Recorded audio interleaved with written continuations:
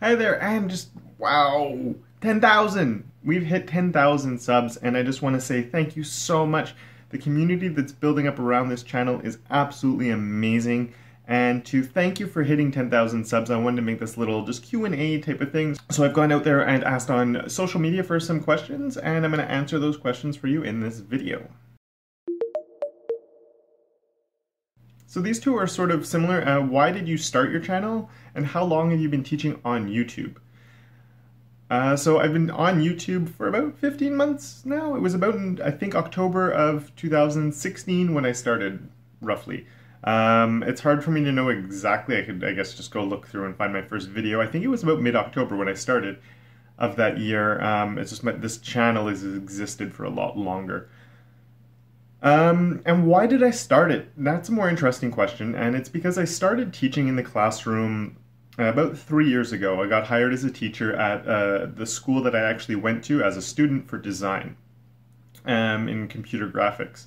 And what happened was I got hired there as a teacher, but because I was one of the few people who actually had experience with web, while most of the courses they teach there are computer graphic related, Photoshop, Illustrator, InDesign, stuff like that, there are a couple of introductory web courses, and they asked me to teach those, or for the most part, that's what I've been teaching. And I love it. Those are really fun classes to teach, but always teaching intro to web, after a while, it gets, there's only so much intro to web I could take.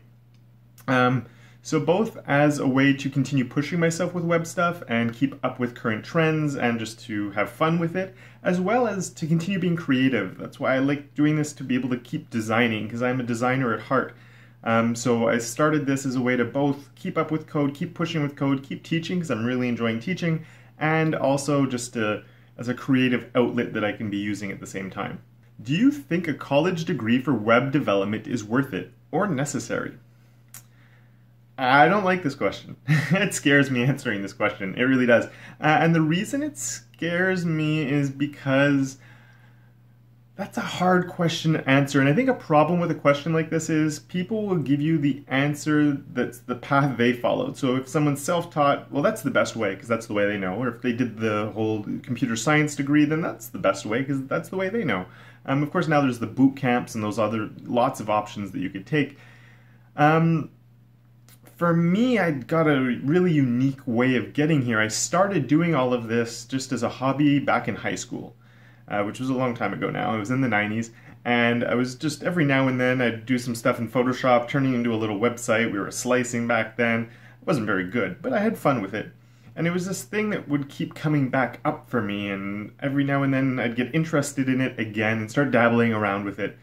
But as far as education goes, in reverse order of what I've done, well, I'm actually in university now part-time, to be a teacher, since I teach full-time in the classroom. I do part-time university classes for that. On top of that, I studied for the design stuff, as I said, where I'm working now. That's where I had gone to school and got a degree in that. Before that, I got a bachelor's degree in urban planning, of all things. Didn't use that at all. Before that, I got a degree in film and creative arts. It was like a creative arts program with an emphasis on film. Yeah, and at one point I was going to be going into the sciences, but that's taken a bit of that didn't happen, obviously. And the whole coding thing is just self-taught.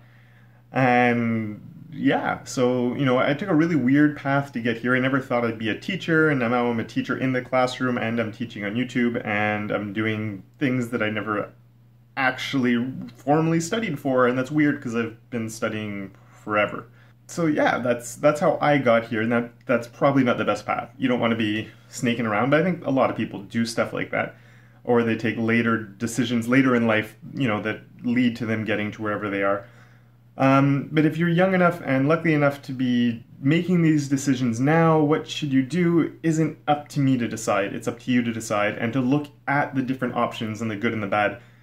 While I didn't use my university degree necessarily for what I was supposed to, I still got a lot of life lessons while I was in university, met a lot of amazing people. I don't regret those 3 years or 4 years or however long I was there for. It was a really enjoyable experience and a part of my life that I look back on fondly, even though the actual classes, I didn't take any concrete things to apply. But That's a hard question, and just ask a lot of people, look around, and go to industry people and ask what they think too. What are they looking for? Find out what people are looking for with what you think you want to be doing. Or just ask as many people as you can and look into it yourself. Spend a lot of time looking into that before you make that type of decision on what you should be doing. Because education is really important, and you don't want to make the wrong decision and regret it later. Trust me, I've I've done a lot of things, so I know what that's about. How do I get better? Oh boy. Oh boy, this is a tough question. I get this a lot from a lot of people. That's why there was no name on that one. It was just said a lot of people.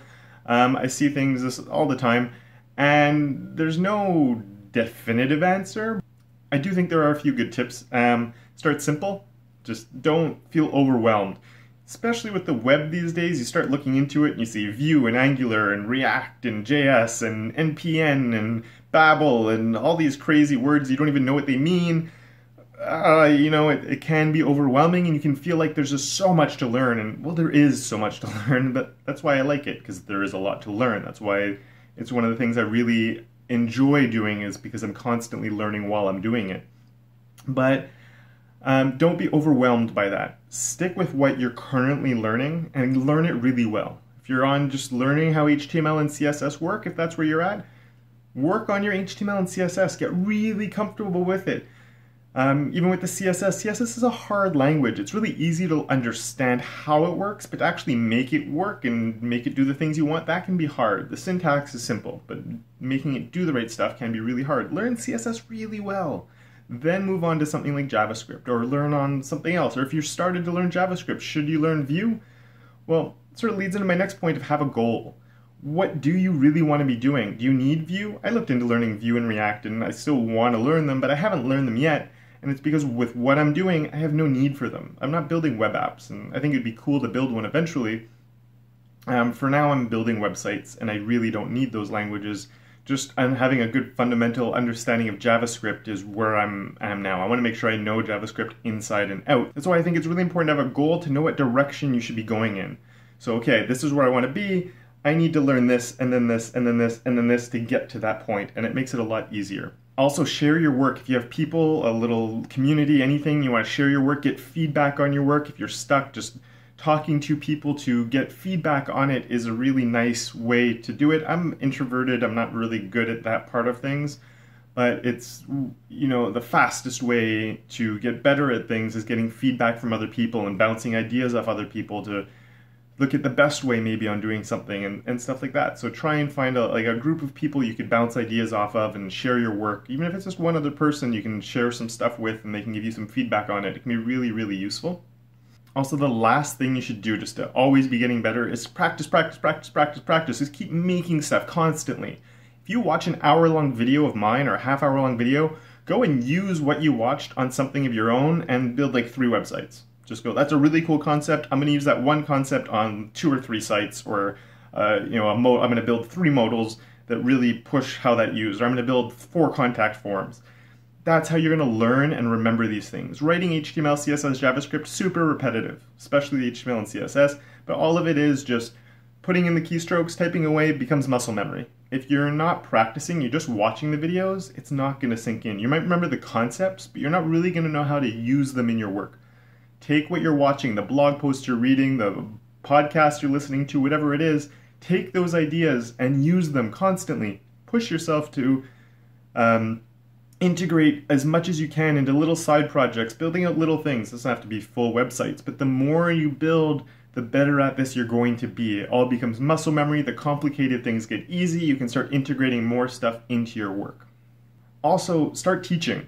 And I'm not being, even if you don't feel that you're super comfortable with something, teaching it is the best way to really make sure that you understand it. And it makes you understand things so much better.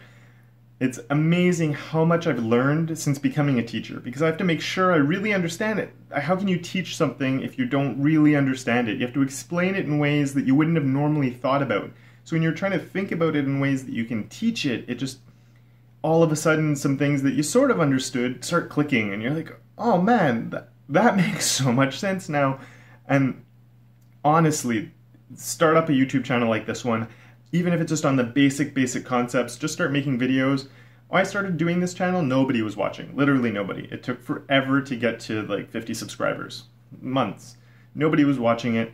I'm amazed now we have 10,000 people, but it doesn't matter if nobody was watching it because I was having fun making the videos and I was still learning a lot while doing it. So go out and make your own videos or write blog posts or whatever it is that's easiest for you. And just, you know, it's teaching things, or just find a kid down the street that's interested in it and teach it to them. And it's amazing how much more you can learn by teaching the things that you're actively learning. So that's it for this one. Once again, I just want to say a massive, massive thank you to all of you guys. Your amazing 10,000 subscribers absolutely blows my mind. I think it's incredible that there's that many of you who have subscribed to this channel, so thank you so much. And now for the part that you stuck around all this waiting for, you just skipped everything to get to this point, the giveaway. CSS Secrets. It's a really awesome book. It's a bit more of an advanced level book, but I talk about focusing on things that push you to the next level and really making sure you understand how CSS is working. So it does assume that you already know how some core concepts work. And pretty much it's assuming a good understanding of the core of CSS, and then it's showing all these little neat tips and tricks and things you can do that make your coding better and easier, and just things you probably wouldn't have thought of before. Really fun book. So if you want to have a chance at winning this, just leave a comment down below. And from all the comments down below, there will be a random generator, and in an upcoming video, we'll see the random generator pump out a winner, and that winner will receive the book. So yeah, good luck to you if you decide to participate. So again, it's just comment down below to get yourself into the contest. And just so you know, the contest will be closing January 31st. So on January 31st, I will be doing the draw. And then after that, if you see this video after that, sadly, you can't get it, but there is a link to the description down below, or a link in the description down below about the book itself. So if you are curious about buying it, you can also check it out that way if you miss out, or if you missed the contest and it's a little bit too late. Once again, thank you so much for watching, and until next time, don't forget to make your corner of the internet just a little bit more awesome.